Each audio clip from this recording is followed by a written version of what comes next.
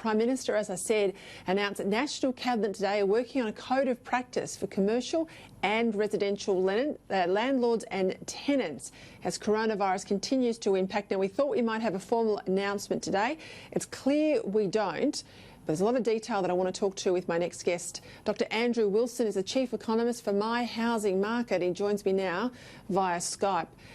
Thank you very much for your time, Dr Wilson. Peter. Look, I want to go back a fortnight or so ago, and the PM, I think, was very gracious, very understanding that there would be tenants who hit the wall in all of this.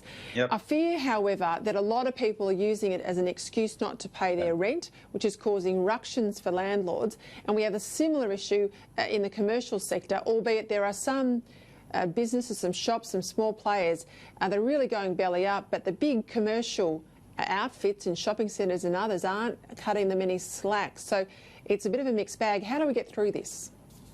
Well, I think that can of worms just keeps getting bigger, doesn't it, Peter? And when we've focused on residential tenancies, I guess, in terms of tenants being unable to pay their rent, perhaps accessing their super, we really are in early days, you expect, in terms of this being an issue.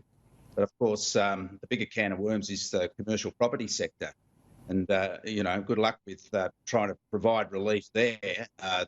Because for every, tenant that gets relief, there's a landlord that has to get relief as well. And a lot of our financial infrastructure relies on commercial property sector. Superannuation funds are big investors in commercial property. And we've had this, almost across the board shutdown in businesses, in commercial businesses.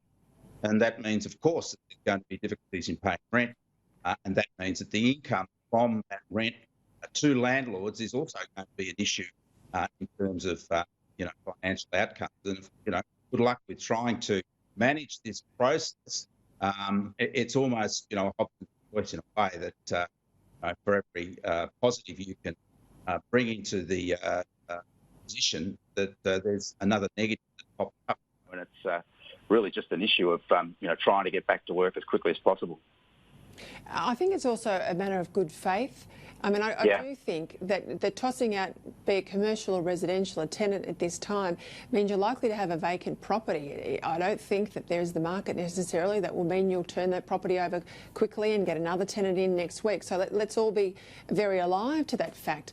But the grace that the Prime Minister was talking about to be given to tenants who have lost their jobs and can't pay their rent isn't licensed for everyone to stop paying their commitments if they can meet them. And this is another issue where, particularly, and I think here of self-funded retirees, anyone who's without work can go on the dole, and those that their employers are still backing them in can go on this new job seeker allowance. If you're on the pension, there's been an increase.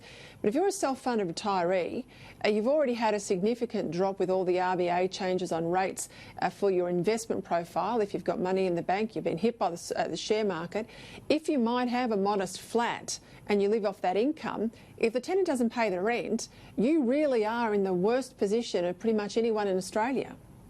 Well, that's right. And of course, your expenditure doesn't stop as well. I mean, you mentioned perhaps some land tax relief, but there's other outgoings that small-scale landlords have to continue to pay. And if we think about some of the sectors that have been really savagely hit by the coronavirus issue, we look at the leisure industry, and those that have holiday accommodation as an investment property certainly have been hard done by in terms of really the holiday market having virtually collapsed. And, again, those landlords have to continue with their outgoings, to pay their outgoings, and without an income source, with small-scale operators, that becomes a real significant issue of financial stress. And as I said, for every... How does the government thread the needle, Andrew? I don't think, there are no solutions to this other than let's get back to work as quickly as we can within, of course, the parameters of the health environment that this is all about. And the longer we go with this, the more damage it's going to do over the longer term. And property markets don't adjust quickly. They're particularly residential property markets are really built on momentum.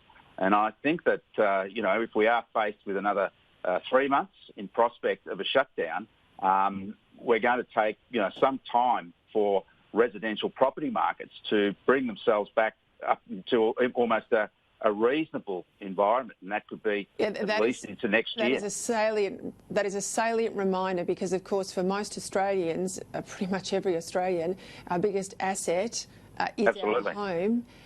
Even if most of it's owned by the bank. And also our household indebtedness is, if not the highest in the world, close to the very top of those rankings. And that's got to be a cause for concern. Well, look, that's right. And our housing markets had actually got back to a reasonable level after having, a savage hit at the end of 2018 and into 2019. And we had the prospect of markets having some sort of an equilibrium by the end of this year. Melbourne and Sydney had grown quite strongly at the start of the year, but they were still below where they were 3 years ago. And then out of the blue, of course, we have this. This is going to be a significant hit to the property industry, which was just starting to recover.